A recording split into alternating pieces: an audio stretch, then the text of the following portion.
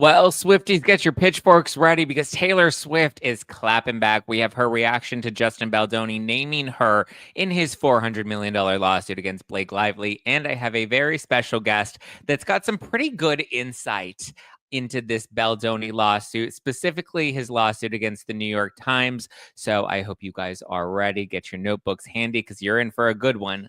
Let's dive in. You're listening to No Filter with Zack Peter, your go-to source for all the latest pop culture and reality TV tea, served fresh all week long.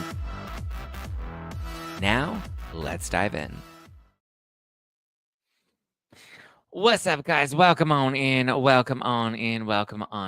It is Monday. I hope you had a great weekend. Some of you may be enjoying a 3-day weekend. Today is MLK Day, and it's also Inauguration Day. So whether you're celebrating or you're mourning, it's a good morning. It's a good start to the week.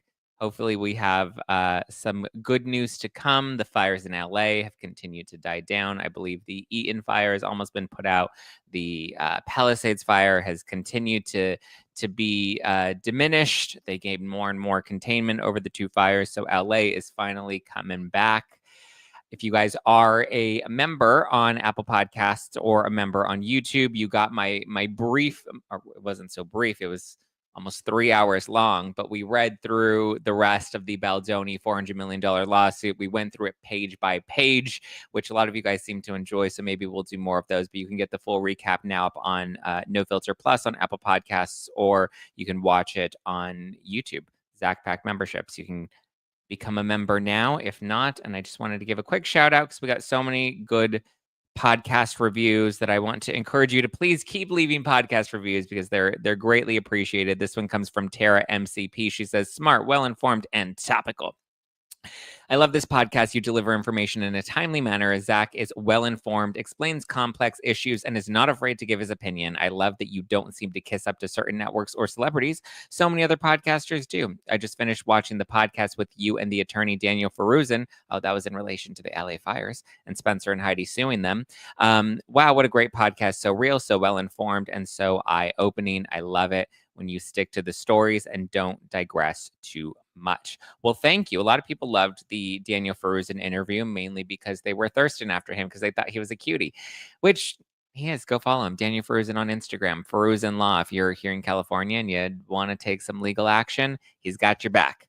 All right. Well, I have a very special guest today. We have a lot that we're going to break down. We'll discuss Miss Taylor Swift. The Swifties are going to be in full effect after this episode, but she has a little experience suing the New York Times. So I'm very curious what her thoughts are. I've read a lot of them on X, which is where we connected. I'm glad that we are in synergy with how we're viewing all of this Baldoni versus Blake Lively drama, this legal saga. Please welcome to the show today, Miss Ari Jacob. Hello. Good to see you. How are you? I'm doing great.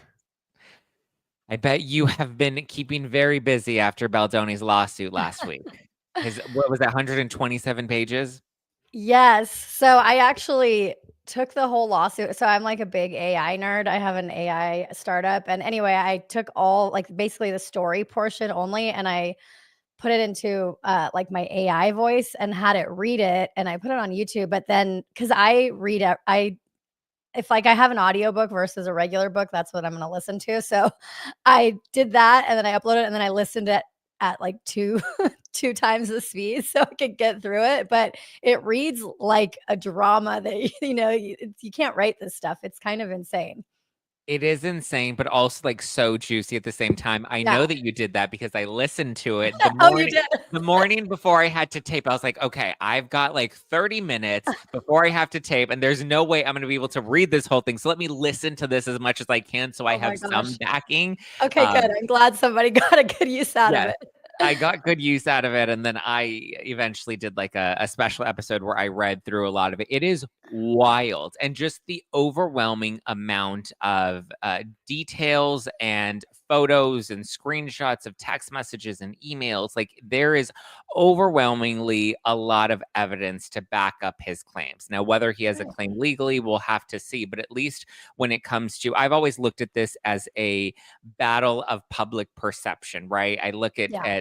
at Blake Lively and at Justin Baldoni, and I think they're both trying to see who can win the public over, and I think they're both doing a good job. Again, legally, I don't know how strong. I mean, I think Blake's case is pretty meek. I think Baldoni has a much stronger case, but we'll see how much of it they're able to pursue should it move to trial. But what was your? I want to go back to the very beginning. Blake Lively drops her CRD complaint. What's your reaction? So this was, I think, like a couple days before Christmas Eve, and I'm sort of notorious for being on my phone around my family. And so I saw it happening, and I just, well, nobody was at that point, nobody was standing up for Baldoni. And Right. I couldn't help but feel like, oh my gosh, this feels like kind of what happened to me. I also got smeared by the New York Times, and what I learned was that you have to like take chunks of these New York Times articles and these salacious things, like you have to take it chunk by chunk and really break down what exactly it is they're saying, and say and think to yourself, is there a reason that they're using these like very charged words, or is you know what I'm saying? So I read through it and I kind of like bit my tongue, and then day after Christmas, because I didn't want to get in trouble with my family for being like on my phone. Day after Christmas, I wrote like a really long Twitter thread, and then I think on the way back from Georgia, I was on the plane. My friend was sleeping, and I was just like going in, trying to explain, hey guys, there's another side of the story, and then that started to pick up some steam, and then I think obviously by New Year's, then Baldoni had dropped his side, and I was like, yes. Or I think, yeah, that was when he sued the New York Times. So that's when I was like, okay, I'm glad that my spidey senses were correct. I think they're correct. I mean, they could still be wrong, Yes. but yeah, that's kind of how I ended up involved in all this. Yeah, which is so wild. Similar to you, I've also been on the receiving end of press hit pieces. And so I know their games. I know the tactics. I know their line of questioning. I've become so skeptical of it because so much so to an innocuous phone call, asking for questions. I didn't realize they were going to pull quotes from a 20-second phone call, reaching out to me for comment. I didn't realize that would then be used and twisted and manipulated to meet whatever Right, narrative they want. And that's the unfortunate part is I feel like we were raised to believe in the establishment of these media agencies only to then realize how, there are so many details that get manipulated to meet an right, agenda. And that for me was disheartening to learn that along the way. And I think from the very beginning, I remember when the CRD complaint, before it was even an official lawsuit, when the CRD complaint dropped, I had zero interest in it. I remember covering the drama during the It's Ends With Us press tour. I remember seeing Blake Lively get dragged on the internet. So to me, I'm just like, this is a desperate attempt by her to like try to have some sort of relevance. And then everybody started like picking apart the details of it. And he did this and he did that. So I was like, let me sit down and let me actually read this. And I guess similar to you, reading the New York Times article and then reading through her actual complaint, I was like, a lot of this does sound juicy and salacious, but also at the same time, I feel like a lot of these claims are lacking any sort of evidential backing, right? right, There's nothing to back it up other than these very vague and very salacious claims. So to me, I was like, we need to hear the other side. And also, like, if he said that she was sexy, like that sounds bad, but what's the context in which he said right. that? What was the conversation? He told her about the porn addiction, like that's weird. Like I agree. That's very strange. And if he's just openly being, creepy, then, yeah, I have concerns. But at the same time, I want to know the context of these conversations, which we weren't getting in her complaint. Yeah. And here's what I noticed, like, you can only judge things with your own experience, right? And I think that when I saw certain things happening, for example, oh, well, people were saying everybody from the movie is on her side. They Mhm. don't, a lot of people don't understand how Hollywood and these Performative. Exactly. And it's like, if you have no power, you're looking out for yourself. And so I hate to say it, but like all these people that were, I stand with Blake, they said I stand with Blake. What they didn't say is I also experienced this with Correct. Baldoni. And I'm glad she's speaking out on my behalf because I felt scared to speak out, and then the other thing too is like, I think there's certain quotes that they added. For example, what was it? It was like, yes, like he bothers me too, or I forget what it was, but it's like, okay, have you ever had a boss? I mean, technically, in that, I've never worked on a set, so I will say that straight up. But I managed huge social media stars. So I managed Charlie D'Amelio, Addison Rae, and all these people. And at the time, a lot of people wanted my clients, right? So what was another thing that was similar to me, to what happened to me, is that somebody filed a complaint. One of my talent that I manage filed a complaint with the California Labor Board.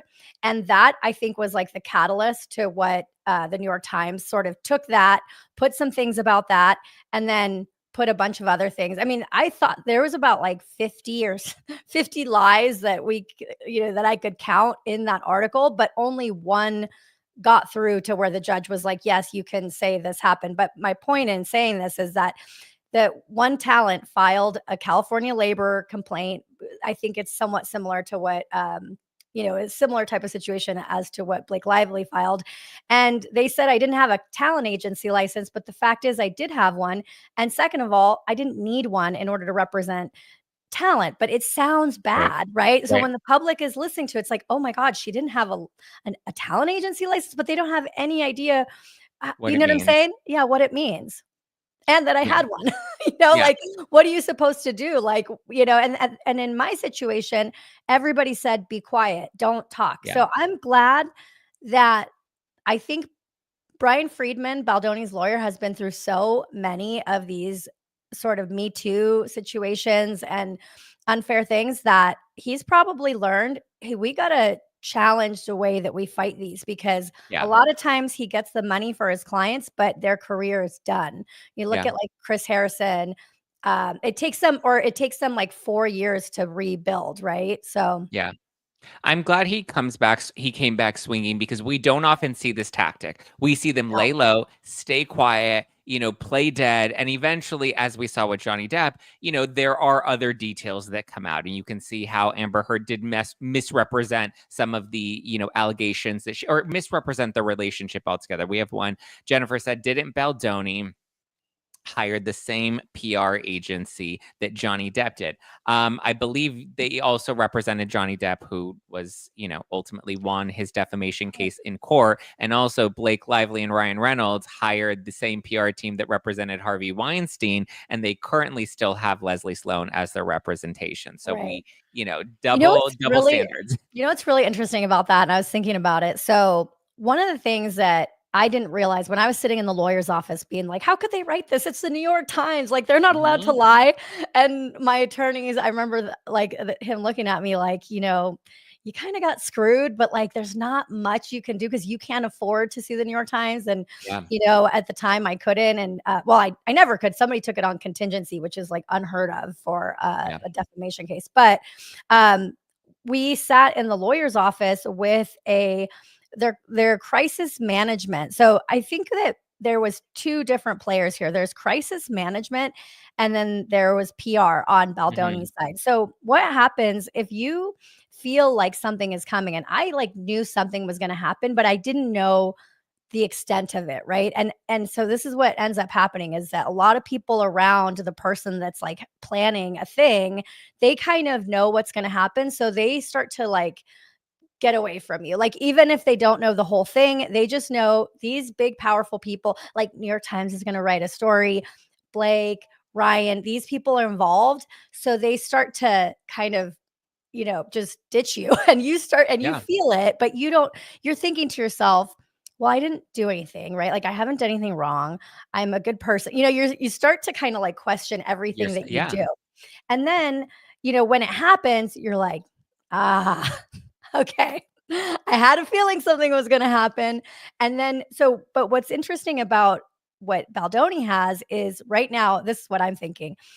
a lot of times the crisis people, they'll work with the attorney to give them juicy things to put in the lawsuit that may Yeah. not necessarily be something that they need for the courts, but they're working in tandem. So yes, uh, Baldoni's side absolutely has experts, not just in PR, but in this sort of how do we weave the story for the legal argument. And I think since Melissa Lively's involved, she's probably sitting there with Brian Friedman, like, let's go. We've got all the time in the Yeah. world because I'm getting sued too. So they've got experts in this that are working with them, and good for them because at the end of the day, like, you need everything you can get when you're in this situation. And what I thought was really unfair is that even if you really dislike someone and they rub you the wrong way, like the most, Yeah. times 100, if you make SH allegations, anything SH or racism, I'm sorry, but that's destroying someone's entire life. Yeah.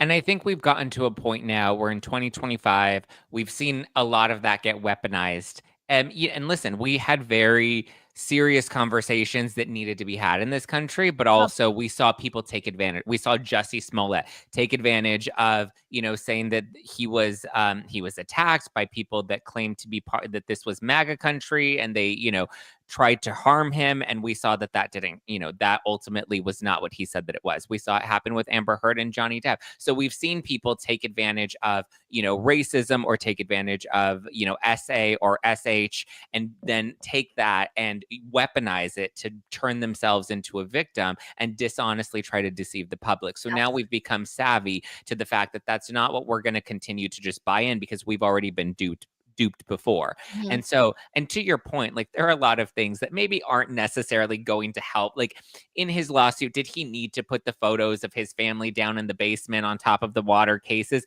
No, but when the public sees that, that obviously does, shift Tells a their story. perspective.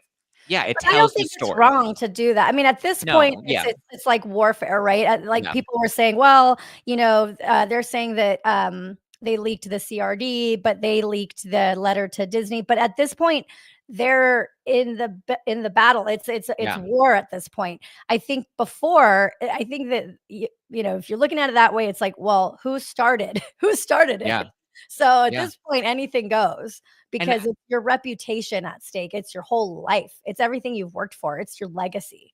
exactly. And I'm sure, as you know, when it comes to crisis PR, they're very rarely on the offense. Their job is to be on the defense and to make sure you flood the feeds with positive stuff about your client, rather than it is to try and disparage somebody else, unless you get to that point where it's become worst case scenario and you need to implement those other bigger packages of the crisis PR that were outlined in the document that she released.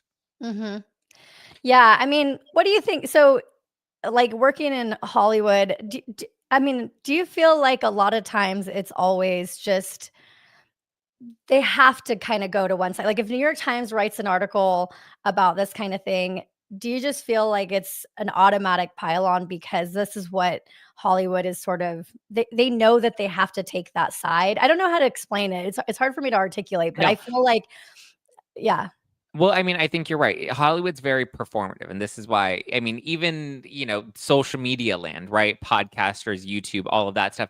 It's all very, there's a lot of pandering, right? And it's very much like, let me not say the unpopular thing because I want to make sure the audience is still on my side. And I feel like that's very much how Hollywood is. So when people like, well, what about the actors that were, standing with Blake on the Step and Repeat? What about, the actors of Sisterhood of a Traveling Pants that issued a joint statement in support of Blake Lively? What about Colleen Hoover, who came out in support of Blake Lively? I'm like, this is all performance art. We've seen it happen so many times. We're all going to wear black to the award show in honor of Right. Time's Up. It's like, but yet a lot of those people had worked with Harvey Weinstein and were in a sense, in my personal opinion, culpable by allowing him to get away with his behavior because they knew of it and nobody really wanted to stand up or challenge him. Yeah, on that point, what's really interesting is so I'm very friendly with Rose McGowan, and Yeah. we had some like nights where we like stayed up and just were talking, and she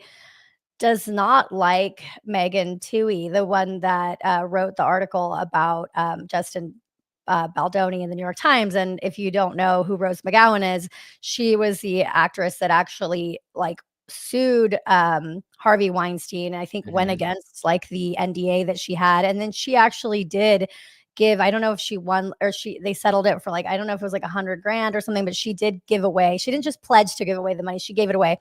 And what was interesting is that I think Tui got like a Pulitzer award for that article and all this stuff, and then they went on to do a movie, and they didn't even hire Rose to play herself. I think they hired other actresses, and just Rose found it to be very distasteful that they sort of, if it wasn't for Rose, they wouldn't have had all this stuff Yeah. documented and everything. And they basically left her in the dust. Like she wasn't included in the podcast that they did in terms of like them paying her for her voice and things like this. So anyway, I understand that those people, they're only out for themselves as well. And now maybe people are willing to challenge the New York Times because this is a juicy story, but a lot of times like the other entertainment media or liberal media, they don't want to go up against the New York Times because it's almost like what they say is gold. It's the gold Yeah. standard. Other smaller publications oftentimes don't want to go. They want to be like friendly with them, even if they're somewhat competitive. Does that make sense? Yeah, absolutely. I mean, and also to refresh, and as people in the live chat were saying, Rose McGowan, yes, she played Paige on Charmed. She was in Scream. She's Planet Terror. She's done a number of different projects, film projects. And, the second that I saw this stuff come out with Blake Lively and Baldoni in the New York Times, and just seen, as I'm sure you know, a downloadable PDF on the New York Times without a paywall is like Yeah. not a thing that happens. No. Like that's not like all New York Times articles are behind a pay. This one was like read Blake Lively's lawsuit against Justin Baldoni. Download it here. And I was like, that even feels like a strategic move to make it so accessible that anyone, and I'm pretty sure that the language that was used was intentionally written, at a very, fourth grade level so that anybody could access it and read it and comprehend it. Like I'm sure there Right. was a real strong strategy behind that. But in reference to Rose McGowan, let's not forget she openly spoke out about the PR tactics that were used to Yes. protect Harvey Weinstein. And I will remind everybody, Leslie Sloan is the one who represented Harvey Weinstein. I'm not saying Leslie Sloan was behind the smear campaign that Rose McGowan is alleging, but I'm just saying, let's put the pieces together. Leslie Sloan formerly represented Harvey Weinstein and defended him up until the House of Cards really came tumbling down. She is currently the one that is representing Blake Lively and Ryan Baldoni. She So, knows exactly how it works here. exactly. Nobody in the PR world is unaware of how things work. And so, yeah, they're all, but I do believe though that if you live in that world, I mean, it's just a matter of time. Like I don't think that people are operating in the shadows that the way they used to because of social media, because of these like citizen journalists. And like you said, once somebody does speak out and it becomes sort of this tipping point. Like I wasn't afraid to speak out because I did my research, and here's something that I did that I think everybody can do when they see these things is start to study the people that are named. Okay. So in the complaint, for example, I saw, the OBGYN was Baldoni's friend. So Mhm. I looked, I said, who was the OBGYN? Let me look if he has acting credits. This is before Baldoni's lawsuit came out. And I saw, okay, he went to UC, he has a master's from UCLA. So, and then I started, okay, let's go look up Steve Sarowitz. Maybe he's a bad billionaire. I looked him up. He's talking about, I'm going to give my vast wealth away for the goodness of humanity. And then I had a bunch of people from Hollywood that I know personally that I trust DM me and they said, thank God you're speaking up. Baldoni is a gem of a human being. And that's when I was like, okay, I think I'm on the right side of this. But I went down every single like character that was named or that I could find, and I did a deep dive just because that's how you can actually figure out, you Mhm. know, they want you to believe that. Did you read in the new lawsuit about that she was wearing shorts or Yeah. something like that? She was covered and she had the belly protect the fake belly that was Or so covering that they her, and said she she had was the wearing knife. briefs. So Yeah. that's another thing I noticed. They said there was a thin, or there was a piece of A fabric thin covering cloth, her yeah. hoo-ha, right? So I could be wearing biker shorts and I could say the same thing. Yeah. right? I mean, that's how the media is. They're not technically lying, right? This is But see, how and that's the thing, Ari. That's what they do. They're not blatantly lying, but what they do is they present it in a way to kind of leave you to your own conclusion. So when it says, a thin piece of fabric, you're thinking this teeny tiny little like yes. pad that's just right in front of Yeah. the cooch. When in reality, it's the way that they phrase things and the way that they deliver the information that if you don't have that critical lens, you make up whatever the story is that they want you to believe, and they give you the breadcrumbs down exactly where they Right. want you to leave without actually saying Yes. it. And here's why it's really terrible to be on the side, like be the receiving end of one of these things, is because you start to question your reality. Like, for example, I Yeah. remember there was a point where the New York Times was trying to interview all these creators that I worked with. And it was clear to me they were trying to like find bad things about, like, find anything they could find that was bad about me. This is months before the article went out. So, for example, like I have ADHD. I take medication regularly, and most people that know me like know that about me, that I have ADD. Like this is something that millions of Americans deal with, and they take Yeah. their prescribed medication. I'm not like some junkie on the street, right? Like trying to get my meds. But one thing, so that was like one thing openly that people knew about me. Well, I used to sometimes, like, if I couldn't sleep, I worked really hard. So like, sometimes I would wake up and I would just do a bunch of work. So I would answer emails at like 4 in the morning. And I'm thinking, I'm talking to a lot of people on New York, New York also. So I was basically doing a bunch of work. At the beginning, people praised me for that. Wow, you are always working. You always respond to my emails. When you're an influencer and you're getting a bunch of emails, a lot of times Mhm. the managers don't respond to all of them. Well, when all the negative stuff started, like people started trying to find negative things about me, it became, oh, do you ever notice that, Ari answered, because I asked somebody, I said, what are they saying about me? And they're like, well, they're saying like you answer emails at like all hours of the night, and like you might be like addicted to like drugs. Like, Wow. what? Like, and it sucks because and then you're like, oh my gosh, like, but I don't have a problem. You know what I'm saying? So you start to question everything. And then anything that you do, it's like you're walking on eggshells. Somebody can twist it from where it's a good thing, or it's just something that is about you that makes you unique or whatever. And they twist it to make it this terrible thing. And that's what I think. It seems like Baldoni, like he couldn't even breathe from from what I read in the complaint. It's like you couldn't even breathe without being accused of doing something wrong. And that's just like a terrible place to be in, because you're trying to be creative, you want to be yourself. Like I think that's like the if you talk about it's cruel. It's how he described it. It's just cruel. It's Yeah. not right. No one deserves that. Absolutely.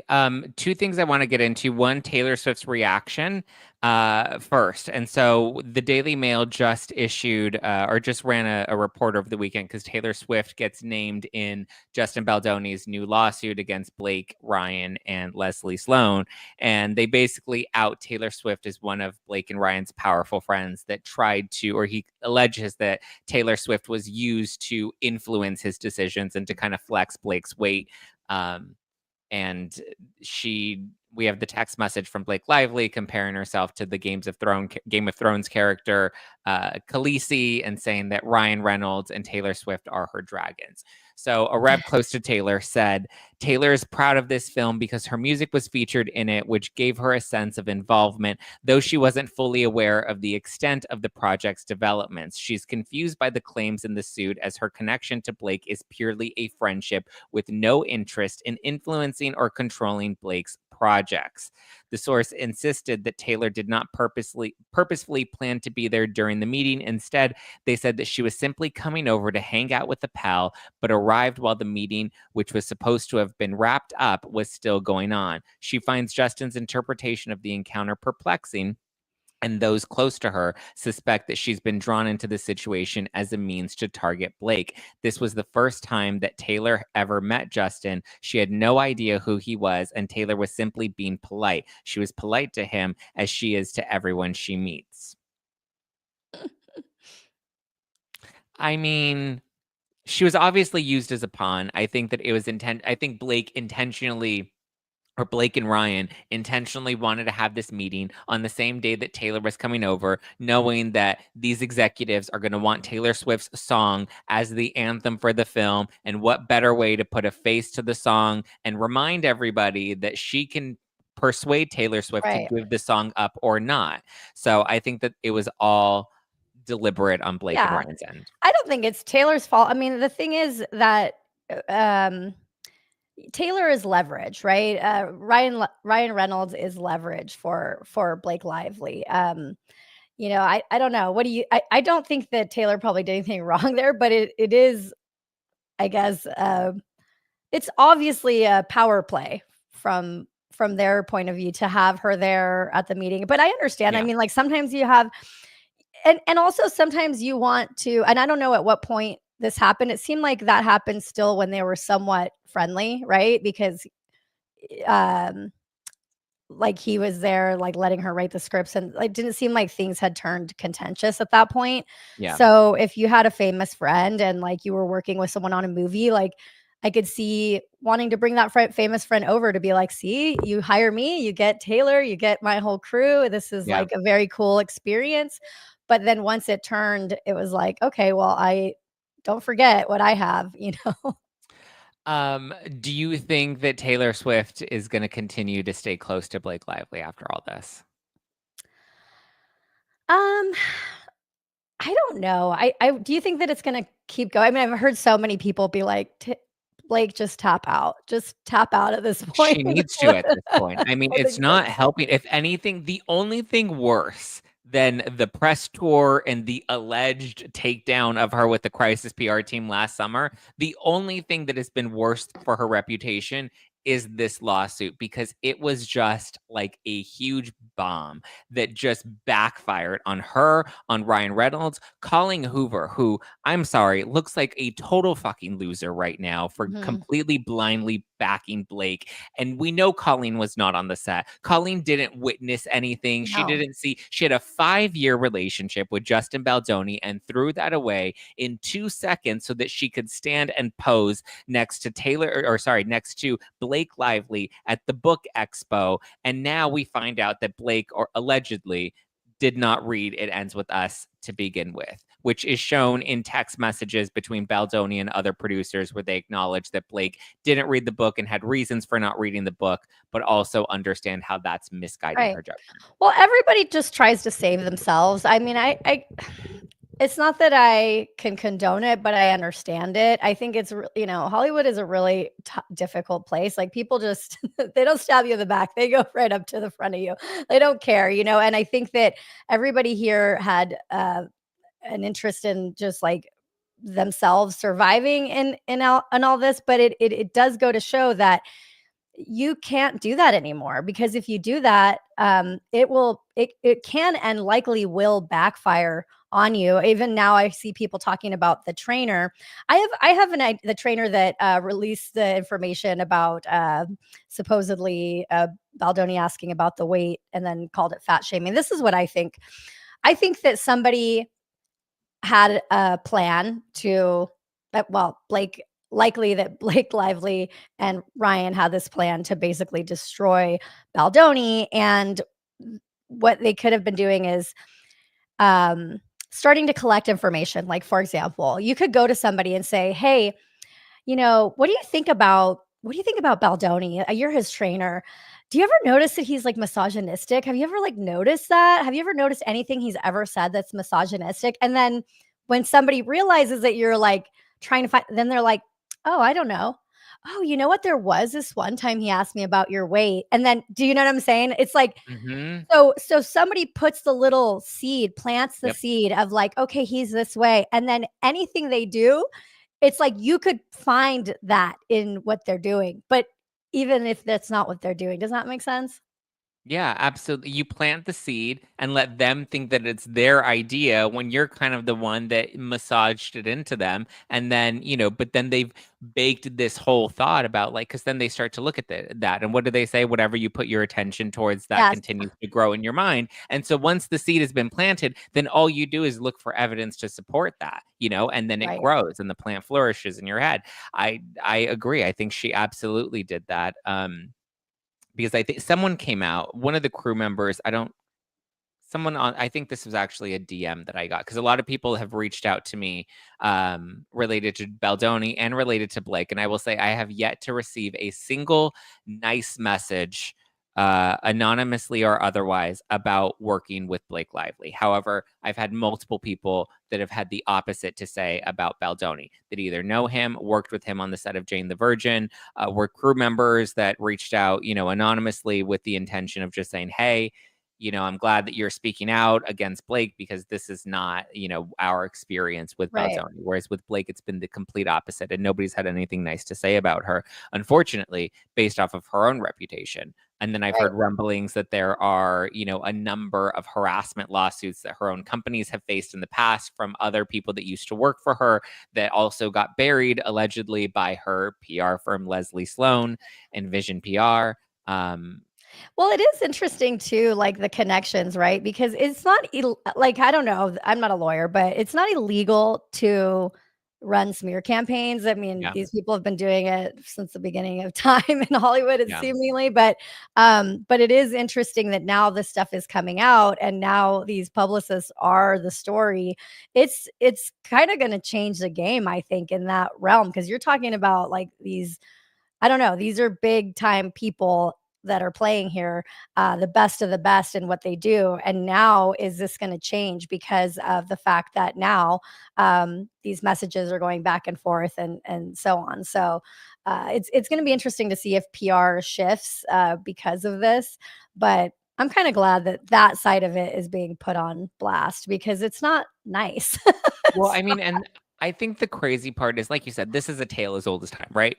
You know, hit pieces and all of that. It was a lot easier, though, to control before social media, right? You could have said, I mean, even the New York Times, nobody would have questioned that without the power of social media, or people like you and I being able to have a voice and to point out these very logical, conclusions that we've come to in reading a lot of this.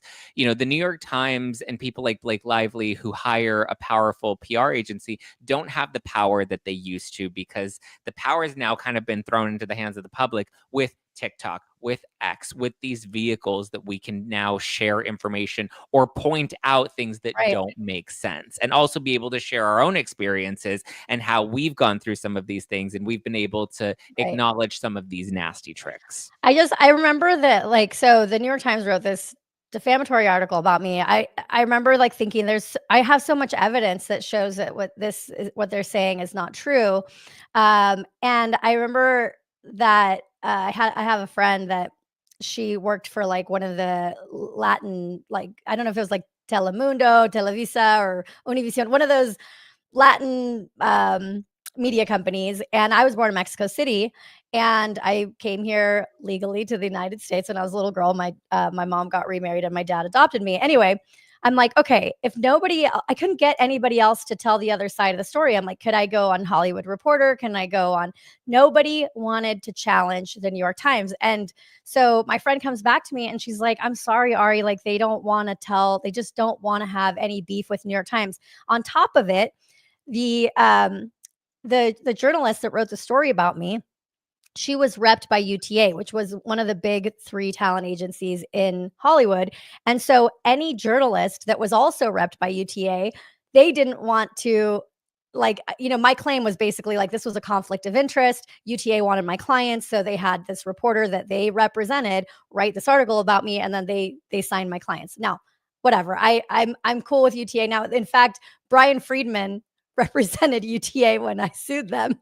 So I know that Brian Friedman is good at what he does. My case with UTA didn't go very far, Yeah. but I will say that there's all these sort of relationships that even the public may not know about, right? Like, do people have the same publicist? Do people have the same crisis people? Do they have the same talent agent? We don't know. And I have a hunch that maybe there was somebody from WME, one of Justin's representatives, in the basement with him, and we don't know. Like, was there a little birdie in the basement that was with WME, with Baldoni, that maybe little birdie went and told what Steve Sarawitz said about, I'm going to spend 100 million against Blake Yeah. Lively. I think that maybe, there's people that we don't know in the shadows sort of, but that are very involved in what's going on. And anyway, it's just pay attention to the relationships. For example, was it Kate Beckinsale that came out and talked about she believed Blake, or It, who was the actress that like came out and said like, yes, I've experienced terrible things in Hollywood, and do you know she made a whole video about it? I want to say it was Kate Beckinsale, or no, was it not her? I think it was Kate Beckinsale. So I didn't even Oh, yeah, realize it.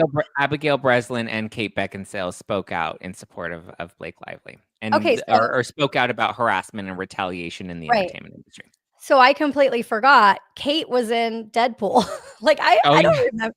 Kate was like the right hand. Okay, so she's friends with Ryan Reynolds, right? And then the other thing was that it was funny because I was listening to that. Did you listen to the TJ is it TJ Brown, the guy that played that said like basically Ryan Reynolds bullied him? Did you see that? I heard about it. I didn't read about it. I didn't read much into it though. So basically, he was saying that when in Deadpool, that Ryan Reynolds sort of while he was playing Deadpool, sort of was really mean to TJ in a scene, basically berating him in some sort of way. And he said even Kate was like, "Oh my god!" And I'm like, "Who's Oh, Kate?" So I go, T.J. Miller. Yes, I TJ did. I Miller. saw this on TikTok. Yep.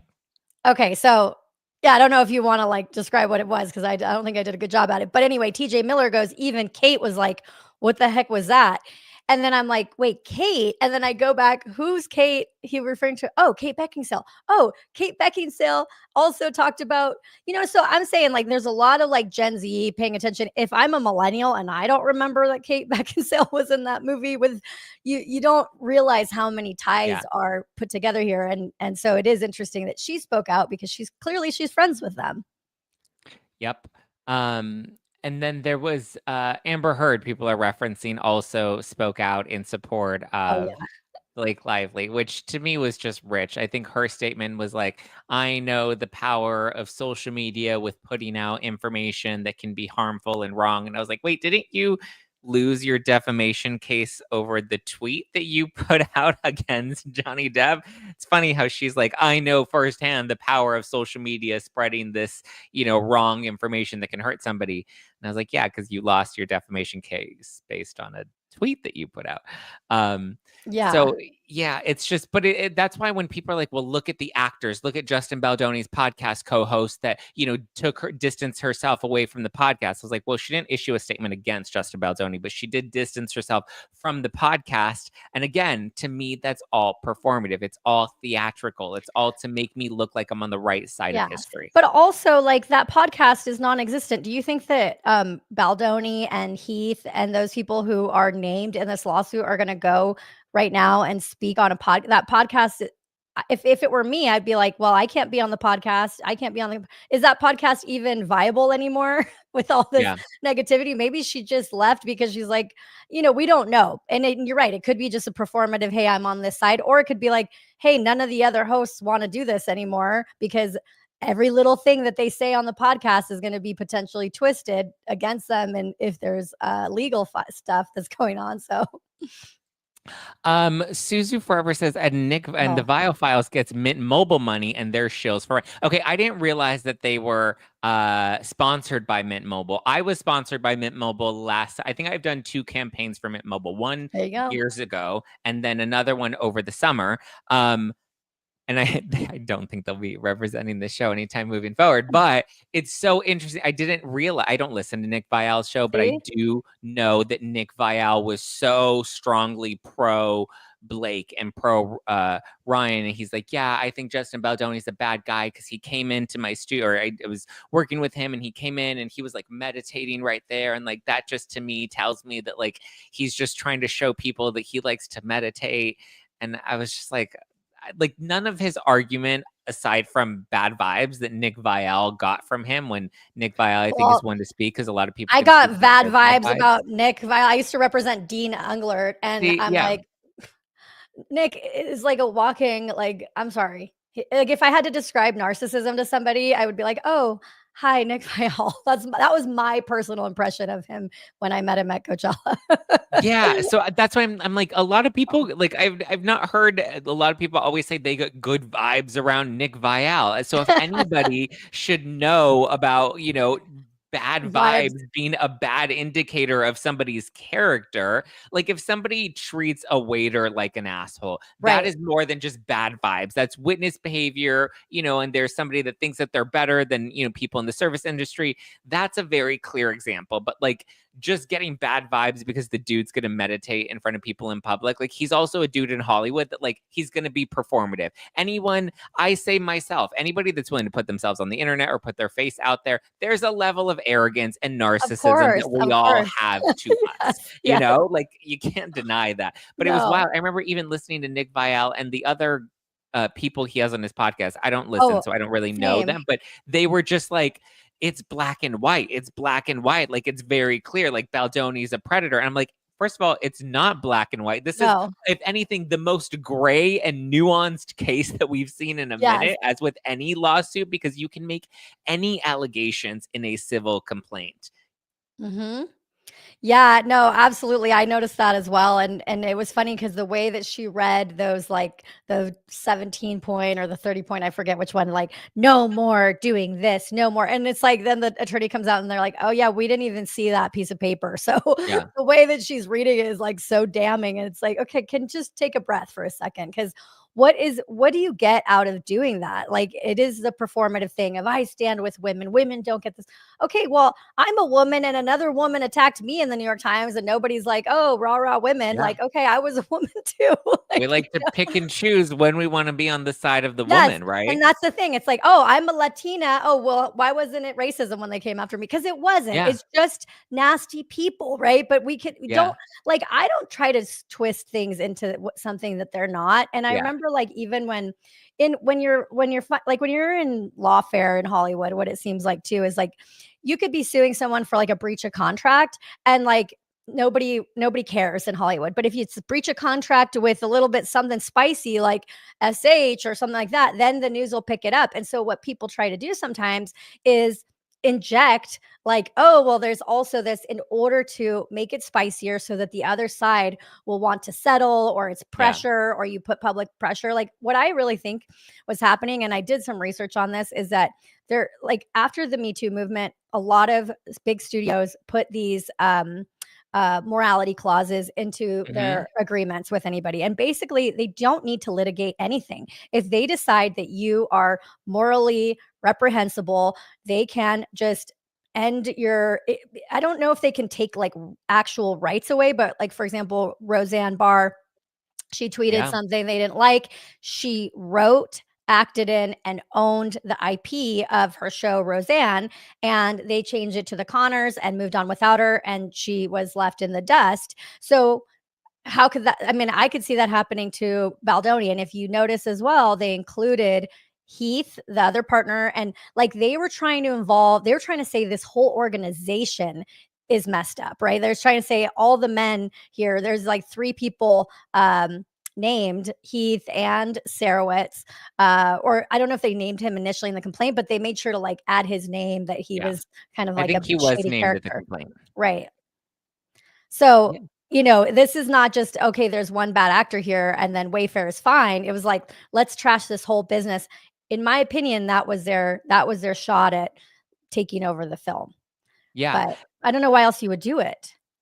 Yeah, and that was kind of your theory that I wanted to chat with you about, is, was this potentially to violate his morality clause so that they can gain the rights to the sequel, right? There, because it ends with us as the first book, and then it starts with us as the second book that Baldoni owns the rights to both of. So people are assuming that Blake was using this as an opportunity to get the rights to It Starts With Us. Because like, maybe let's just say they can't take away the rights, right? I don't know, like, legally what you could do. But with Roseanne, they changed the name to the Connors. So could they just like change the name, change a bunch of things in the book, and make it like Taylor's version, aka Blake's version of the new thing, and then just take it over. Yeah, of her. Yeah, and then it'll be about Lily parenting without Ryle, and Ryle's not in the picture anymore, and the focus is on Lily being a single mom and being empowered and whatever in the second book. The Roseanne thing is a really good point. Because to call back to that time, it was Roseanne that had just been rebooted. Her and the full cast came back to do this the sitcom again, also named Roseanne. And then there was a tweet that she put out against, what was it, Maxine Waters? Or there I was don't someone that remember. I don't Yeah. remember who it was, but it was some politician that she put a tweet out against. And I think she referenced some sort of monkey or something. And so people then said that that was racist. She has since come out and she says, She I apologized. didn't. Yeah, she's like, I'm sorry. I didn't realize that she was a black woman. I wasn't trying to compare her to a monkey in regards to, her race. But so what had transpired from that is the network then really put pressure on her. They'd removed her from the show and said, if you don't distance yourself or leave this show altogether, we want you to sign over your rights she even said, like, they strong armed her by saying all these people have a job and you will put them out of a job if you don't give us the rights to your show. So she signed everything over, giving it to them because she's like, they literally they guilted me by saying everybody would be put out of a show because this show, or put out of a job because this show has legs. And the show continued on as the Connors without Roseanne. And she's like, but the unfair part is they didn't give me an opportunity to proper apologize or to properly explain myself or to explain what my headspace was when I tweeted that Right, joke, yeah, or that it had nothing to do, it wasn't rooted in racism at all. And she even said that there were many of her co-stars like Sarah Gilbert, who, plays her daughter, not Becky, Darlene, who plays Darlene in the show. And she's like, I was heartbroken and crushed that so many of them turned their backs on me, despite knowing me for so many years, despite me being the one that gave them their first job. yes. And yet, all these years later, and this is again that goes to the performance of Hollywood, they're not going to stand with you, not because they believe you're right or wrong, but because they want to protect their own image. Right. Oh my gosh, I'm so impressed by like how well spoken you are about the lore of this entertainment world, because it's just fascinating. I had to go up and look, has there ever been a situation, like I said, I'm very very AI savvy, and then like, okay, was there any other situation where somebody that actually owned the rights to a show got taken out for a morality clause? And ChatGPT was like, yes, look into Roseanne Barr. And then I went in and I had, on the surface kind of known about what happened, but it is interesting that that all this as well. Well, So and listen, not because I looked it up recently, because we didn't plan yeah, on no, I discussing know. That's Roseanne. what I'm It's saying. I'm just like, I'm from impressed. no, but it's just from what I was watching play out at that time, and also kind of tilting my head, being like, well, but she's saying, like, because I always like to look at things. I like to play devil's advocate. I like to Right. be a bit contrarian and look at both sides of the story, especially when I'm being told to only look at one side. Then that's when my red flag immediately goes up. And I'm like, okay, no, now I want to intentionally listen to the other side to see why we're all kind of being shoved to, believe this narrative over another one. And I think that's why you have such a huge audience, is because I think that that's what people are thirsty for. People are sick of just like taking the story that they've been told, and it is kind of like, it kind of puts Hollywood and these power players in a position where they think that the public is stupid. How long have they been running this game where, and Yeah. like, I'll admit it too, I was one of those pawns for a long time. Same. I remember like when I represented the influencers, when they did a positive story on the New York Times, I went to the where they sell all the newspapers. I was trying to find one on the side of the street, and I remember buying a stack like this because I was so proud about the New York Times, and I put it in a frame because, I came here from Mexico when I was a little girl. Like, that's what you dream of. Oh, maybe I'll have a story on the Yeah. New York Times or like Forbes about my business, but they don't do that anymore, really. Like, unless there's a reason why they are going to be praising you, it's all a power play. And I think that it's really refreshing that now people like yourself are doing this kind of content that's like, hey, let's all wake up to actually being more powerful than the powerful, because we can uh we can dissect this stuff with our own Yeah. common sense. And the thing is, it's like, Nobody wants to lose faith in an establishment like the New York Times, right? We want to know that there's somebody that we can trust, that we can go to.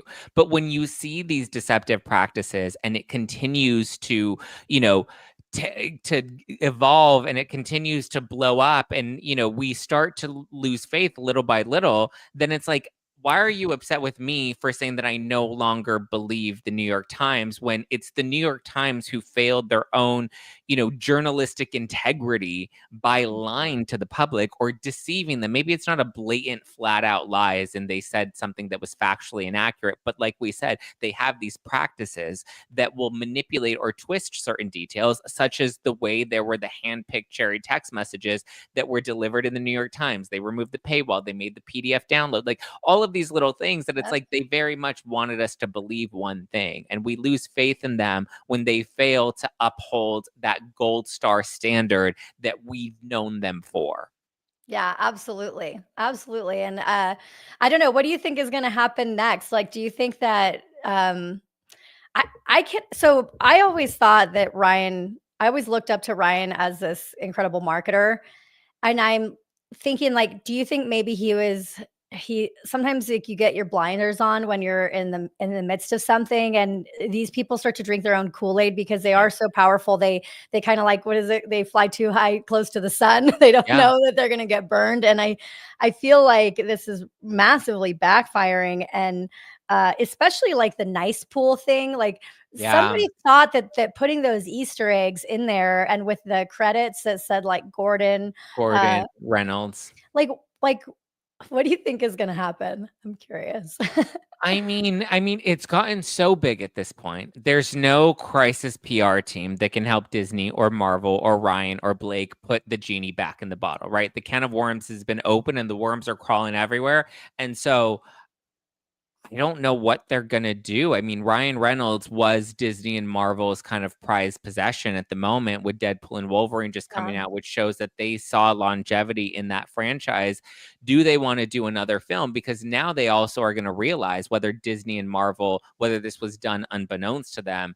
Baldoni sent the demand letter saying, "Hey, I want all the original documents and I want the raw footage that can get more into this nice pool bit that was put out there." And now dragging Disney and Marvel into it, they're going to see that Ryan Reynolds could potentially be a liability if he's going behind their back and creatively pushing influence, not for something that would be the better, would help make the film more successful, right? But something that's his own personal vendetta. He's now using their budget, their energy, their script writers, their editors to then, troll somebody else. And does Disney and Marvel want to be complicit in that type of environment and use somebody like Ryan Reynolds that's willing to, cheat his way to troll somebody else and use Disney and Marvel to do it?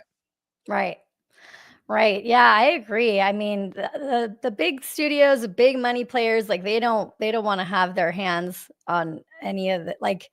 Yeah, it's tough. And because Sony, I think, came out initially and they weren't like supporting Blake Lively, but they did that sort of blanket response that's like, we don't think that it's right to do XYZ and that, Yeah. places should be safe. Um, but I think that was it like the CEO of Sony had originally come out and said like that they were so happy with Blake Lively. They wanted to do 10 more movies with 12 her, more, yeah, they 12 were like, more. "We could do 12 more films with her." And again, it's not because these are good people to work with, it's because they're No. marketable and can make sales. So when you see the film gross over 300 million internationally, worldwide, then you're like, "Oh, yeah, that's money."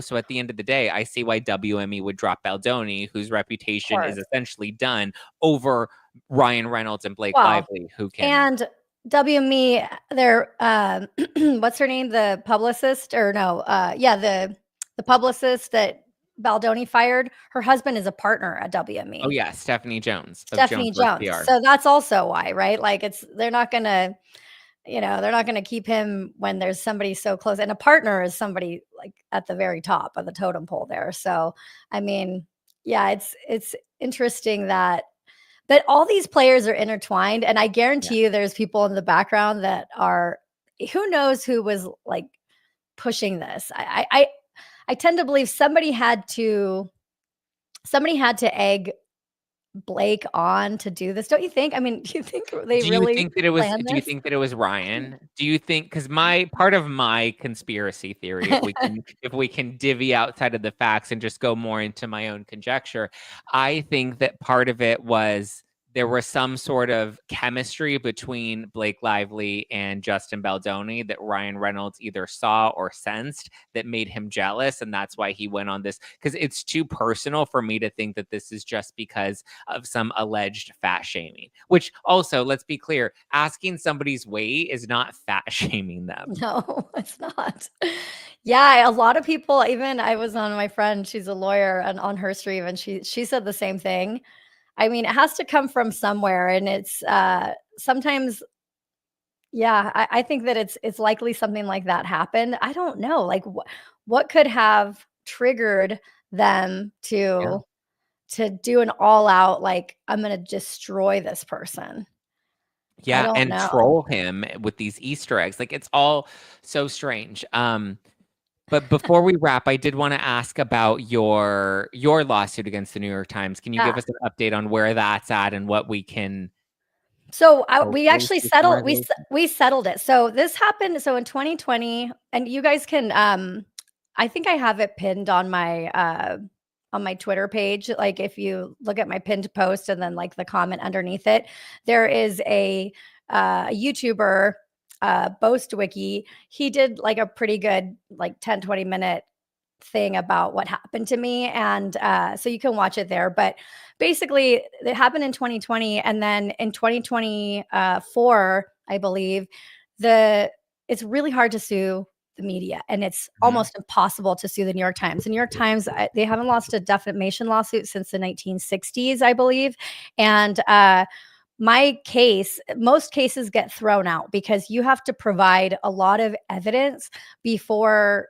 the judge can even say can go forward. And a lot of times Right.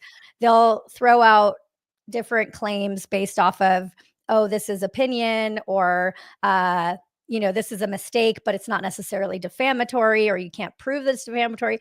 On top of it, you have to prove that that you lost money just because of them. So for example, with my situation, it's like they could say, "Oh, well, okay, fine. Yes, this one statement that got to go through is defamatory, but you can't prove that your whole livelihood ended because of that one statement." Like, Yeah. I was going to have to hire these expert witnesses that, or like an expert witness that's basically a financial, or what is it called? Like uh, basically, you had to spend a lot of money in order to prove just that you lost all this money. So even though the attorneys were covered, all these experts were not covered. And I didn't have the money to put forth 200 grand to keep going. And at that point, too, I feel like I got my reputation back because nobody sues the New York Times without a case, right? Like, I Yeah. mean, and with attorneys doing it essentially for free, right? So, not for free, but they were only going to get paid if I won. Contingency. Yeah. So, I decided, okay, it's been 4 years. I got my reputation back. This woman who wrote the story about me, basically, she left the New York Times right when I filed the lawsuit. So that leads me to believe that she got kind of pushed out. And then she was at the Washington Post. Her name's Taylor Lorenz, by the way. Mhm. She's not a very well liked person in media anymore, but back then she was really popular. So I feel like karma sort of gave her what was coming to her, and she's no longer anybody that I think has power to write about, to do this to other people, which was another reason why I wanted to sue and stuff, because I'm like, I don't want this to happen to somebody else. And then I started a new company called Creator Genius, and I work with business owners now, and I help them with social media using AI. And honestly, it's just it changed my life. Like, I got to I moved out of LA. I live in Vegas. I met my boyfriend here, and honestly, sometimes you just have to leave the toxicity behind. I remember my business partner, when I was deciding if I wanted to just settle the case, where, like, I didn't have to sign anything over. I can talk about it. Like, there was a chance that maybe we could negotiate something with the New York Times where they would say, yes, we wrote this, inaccuracy, and then post it in the paper, but then I wouldn't be able to talk about my case. Who knows what we could have negotiated? But I said, okay, let me just ask my business partner what he thinks. And he was like, you remember, what's the guy that did Beats by Dre? He left this like music label that was basically toxic with Suge Knight and all these people and all his music. He left it, and he started his new thing and then became a billionaire. So my business partner was like, "Yeah, Dr. Dre." He's like, "Just be like Dr. Dre. Leave all your old music behind, all the old things that you used to do, which were valuable to me. You're kind of walking away from, okay, well, I feel like I'm owed money because Yeah. all this stuff happened to me. But then you just have to realize, okay, I have value. I am better than just having this grudge for the rest of my life. And I don't want to be that person that when I'm, 80 years old, I'm like, Taylor Lorenz, I'm like, I Yeah. want to be over it. I want to be like, oh, I built this incredible life and have a voice for people that got unfairly attacked. And that's kind of my shtick now. It's like, I do my thing. And occasionally when I see these unfair, unjust things happen in the media, I speak up because I wish that somebody would have spoken up for me when things were going down. And not that nobody spoke up for me, but you know what I mean? It wasn't like when this happens to somebody that's not famous, Yeah. it's 100 times worse. So Yeah. And listen, I mean, a defamation case against somebody like Baldoni, who's a public figure, like that's really hard because, like you said, you have to prove damages, you have to prove intent, you have to prove malice, you have to prove damages. Like it's a very hard case they're to gonna prove. say that he ruined his own reputation Yeah, right now. Like they're gonna if this went to court, whatever, they would say he ruined his own reputation by having Brian Friedman go out and speak and do blah, blah, blah. And so I don't think it would get very far. Even with me, I remember my attorneys were like, are you prepared to have another like 2 years of them going through yeah, every text message? I remember even thinking like when they released that voice note where he was like, "Oh, I'm here in the basement and it's really unfair." But or I remember what he said. I'm like, he's a better person than me because I would be absolutely railing on anybody that did that to me. Like, I would not be as calm and kumbaya as he was being, and yeah. that's to be expected. Like, we're all human beings.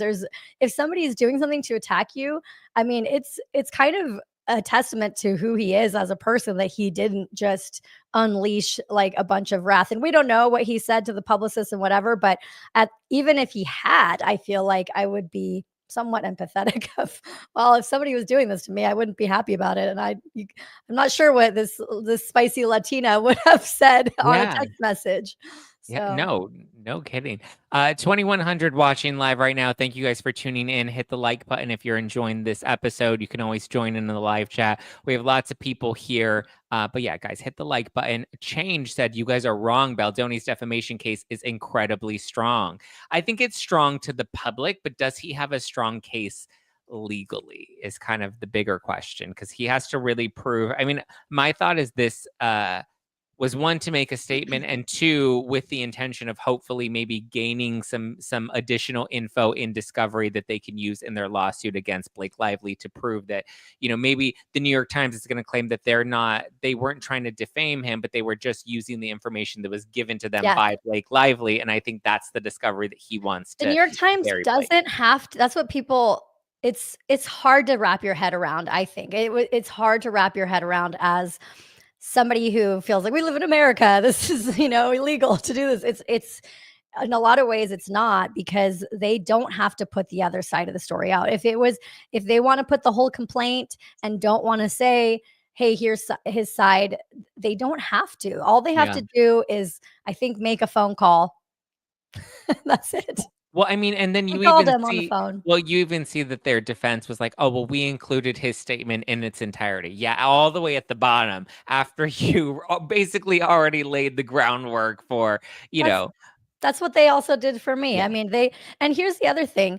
When they were doing the negative hit piece about me, they emailed us, same thing, like a day before they were about to publish. And I remember telling my attorney, I said, hey, let's just give them everything, every document, because they were trying to say that I didn't pay the talent and I didn't pay them on time. And I remember telling the attorneys, like, let's just give them everything, every contract, every invoice, every bank statement.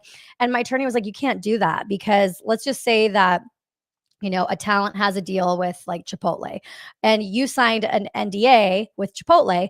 If Chipotle paid late, I'm not saying they did, they didn't. But if Chipotle paid late and then you're giving the New York Times a document saying, hey, this brand paid late, then Chipotle could sue you, for saying that for putting that out there because you signed an NDA saying you wouldn't. And that was the case, is that a lot of times the brands were paying, it was in the middle of the pandemic. They were getting their invoices out wrong. But if I were to just put everything out, I would have gotten sued. So what we tried to do was like, well, what exact pieces of evidence do we need to refute XYZ? And the New York Times was like, well, we don't have to tell you what evidence we've seen. So that's probably the same situation that Brian Friedman was put in when they ask you at like, what was it, like 9 p.m. on 10 p.m. 10 p.m. And then that's unbelievable. And They it's reached out to unbelievable them. that it's legal to do that, but it is legal. 10 Sadly. p.m. And then the article was set to publish at 12 p.m. the next day. And they're like, well, we gave you a 14-hour window to respond, a 14-hour window that began at 10 p.m. So essentially you have to be working through the night in order to respond. And then they published the article 2 hours earlier, which is why he's suing them for promissory fraud and breach of implied and past contract. People who are really into this case, like one thing that I would encourage is like get the legal like response from the judge in my case, where you can see where, so we filed the lawsuit, and then I think you can look it up, but basically I forget what that word is. It's a response to his decision. Sorry, my bad. It's the judge's decision of what they said. You can look at it line by line. So in one line we say they only gave us X amount hours to respond, and then the judge says something like, okay, that doesn't matter. So you can actually see it legally in a different case, because I don't know how many cases have actually made it through that far in the New York Times, but you'll see you'll start to learn how probably certain things that Justin Baldoni is saying is going to get thrown out, and why legally, which I read the decision from the judge and I'm like, okay, I mean, I guess that makes sense. So it's hard. Another one was that they said that I left them without water. So there was these TikTok houses, and they said that in the middle of a pandemic, I didn't pay the bills on the house. And so all the electricity and the water went off. And so they had to use pool water in the toilets or something. I forget what it was, but it sounded outrageous. Like, oh my gosh, I can't believe she did that. And if you go look it up, it was during the pandemic, and there was a moratorium on bills. So they couldn't actually shut off your bills for non-payment. So like, in fact, I didn't do that. But it's like, again, the judge threw that out because he was like, well, that's not necessarily defamatory, Yeah. So yeah, it's juicy. It's salacious. It's not true, but Yeah. yeah. So I think he's going to have an uphill battle. But did you see him in Hawaii? Like, it seems like sometimes these things, karma does do its job. And I think I'm happy for him, because I know and luckily he hasn't had to have a 4-year fight. It's been what, like 2 years or something like that. But it's still probably been weighing on him because he knew it was coming. I think that they've known it was coming for a while. They just didn't know when the ball was going to drop.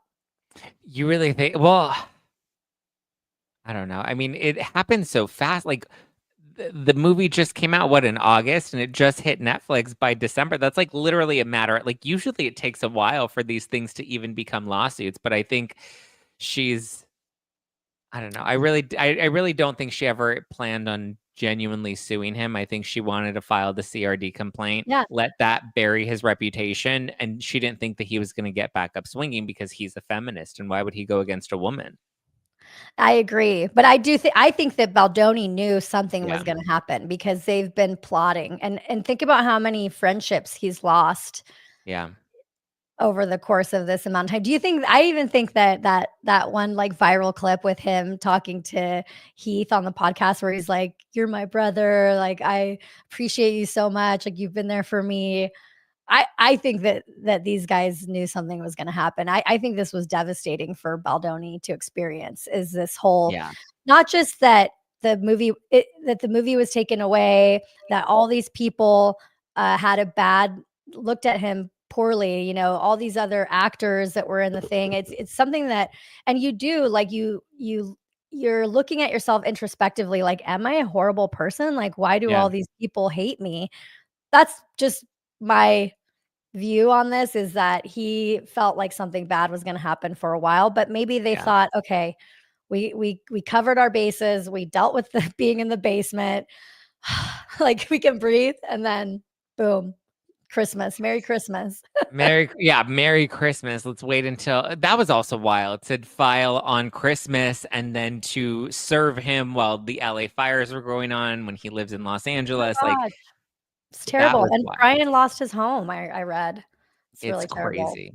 It's crazy. Well, Ari, thank you for joining. I Thank you for appreciate you having me. coming Yeah, it's been on. so fun. I've been watching all your content. I wish I didn't have like a full-time gig. You know, I work for myself, but it's a full-time gig and I'm like, you know, I'll just pop in and out, but I'm so glad that you're covering it the way you are because um I think the New York Times, the more that they do this to people, they are showing their colors and people Mhm. are just going to have not have that same view of them anymore, and they've done it to themselves, so Yeah. Absolutely. I mean, listen, and this isn't the first. I mean, you've sued them, and we now have this big, high-profile case against them. Like, and listen, and the public faith in mainstream media like the New York Times is unfortunately at an all-time low, and it's because they did this to themselves. And we'll continue to Mhm. hopefully watch it play out to where we can get back to that gold standard. But Ari, thank you for joining. Little Miss Jacob is your social handle, right? Yeah, I'm Little Miss Jacob everywhere, except for on YouTube, I'm Influences, but yeah, you can find all my stuff at littlemissjacob.com, and it's been super fun. Awesome. Thank you so much. Thank We'll you. chat. We'll have to come back and chat more about your case Okay. and get more into that at some point. Yes. Thank you. Bye. Thank you guys for tuning in to No Filter with Zack Peter. That's me. You can give me a follow at Just Plain Zack. Be sure to follow Ari.